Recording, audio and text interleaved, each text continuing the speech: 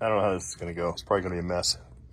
If you like old toy trains, like and subscribe. This is going to talk a little bit about Scalecraft K4s. You watched me unwrap one earlier. So here is one of the early Scalecraft data things, and you can see the Scalecraft K4 in here. Hobbycraft kits. I'm screwing through. I'm going to skip to Hudson. We can talk about that later.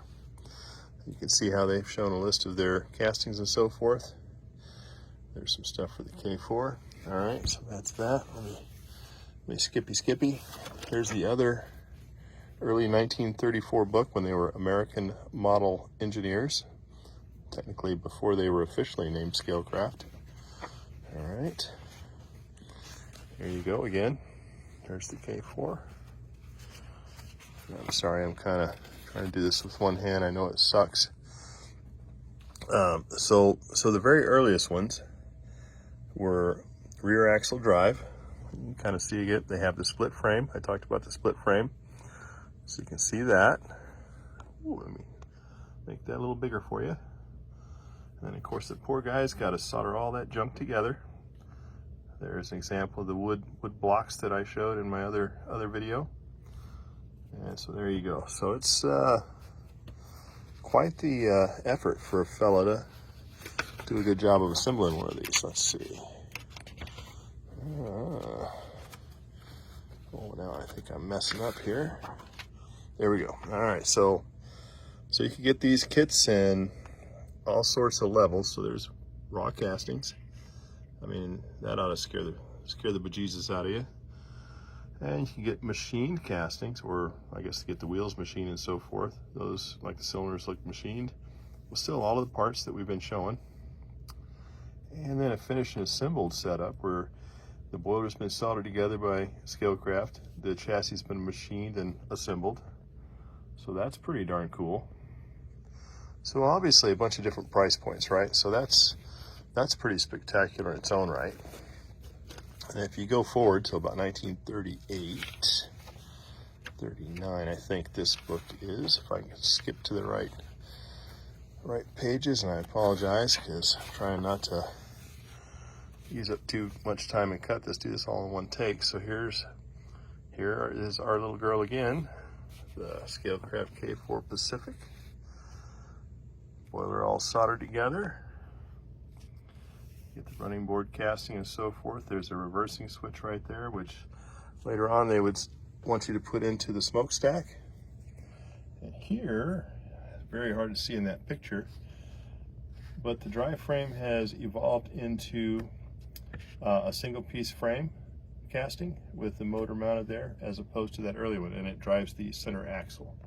All right, so here, let's scoot around here, and we have a whole bunch of Scalecraft K4s. Actually, looks like we got 6 of them. And kind of the beauty of this is that you get to see a little bit of the divergence or whatever of quality in the builds that each one of them had taken.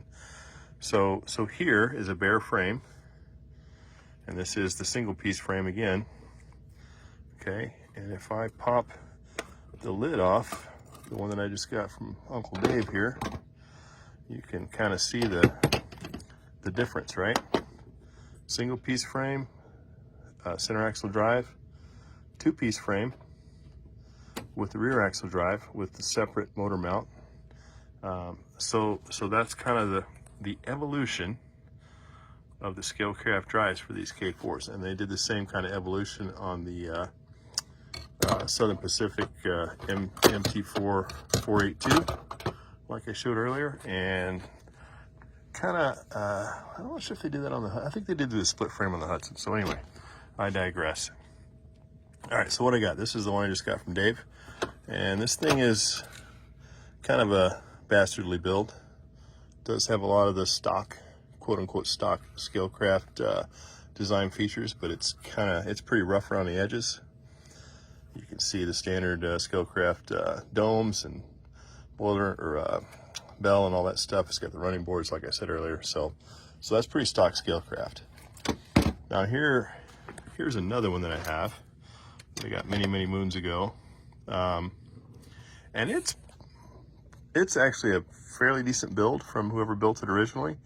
The one deviation that it has from quote-unquote stock is that it used driver castings from somewhere else, and I'm not sure if those are Loba or what, but they're on a 1/4 inch diameter axle, which is bigger than the typical Scalecrafts, and I think it even has the keys in it to align. And actually, you can see the key right there above my finger.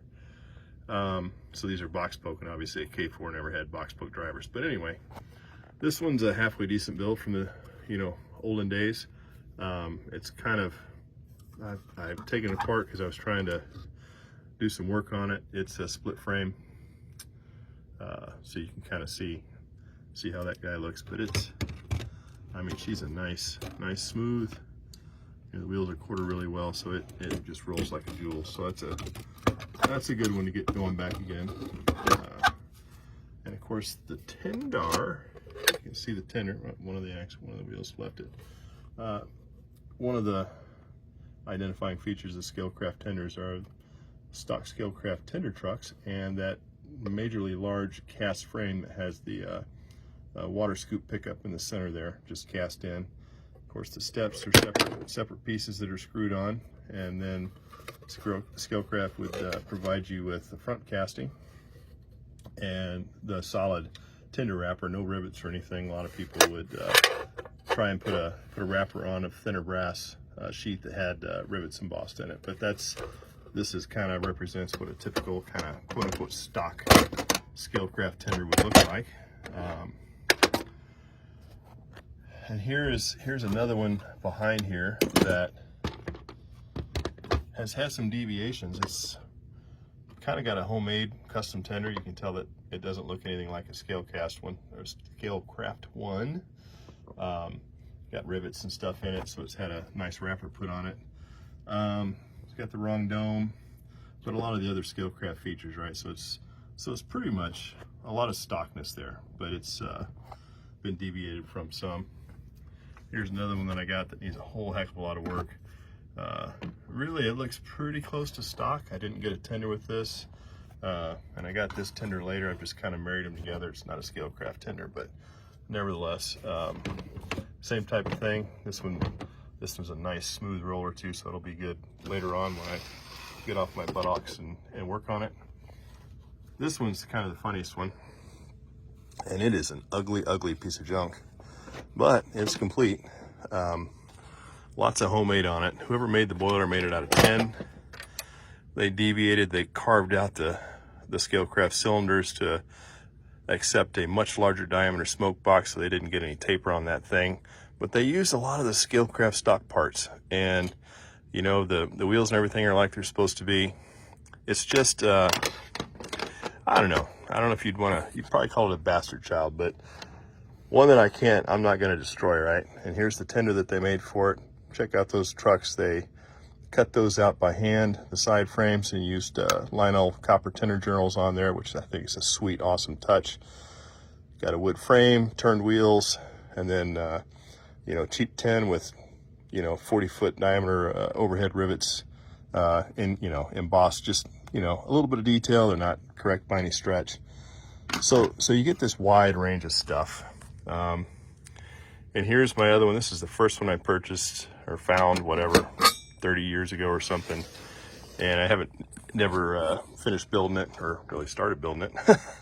But it's basically was one of those, like in the catalog, one of the factory completed frames. So, I mean, that's pretty cool. This thing runs like a champ. So I need to, get off my butt and do a little work on this. I've tried to do a little smoothing to try it, because there actually is a little bit of a diameter to the top of that smoke box. It's not supposed to be straight flat across there like most of the built kits show, like that one. It really isn't supposed to be like that. There's nothing wrong with it if it's that way, but not supposed to be that way. So my goal was to try and introduce a little bit of a crown to it. I mean, just a minor little bit. There's actually a a radius that, if you can find a factory drawing for the top of the firebox sheet on a K4 Pacific, which I think I've found one somewhere online, there is actually a radius to it, very soft radius. So that's correct and whatever. So someday. So a lot of babble, but there you go. A whole bunch of incomplete Scalecraft K4s. If you want to see one that runs right now, go look at Gary Williams' channel. He's got one. He's got some good videos of them actually running.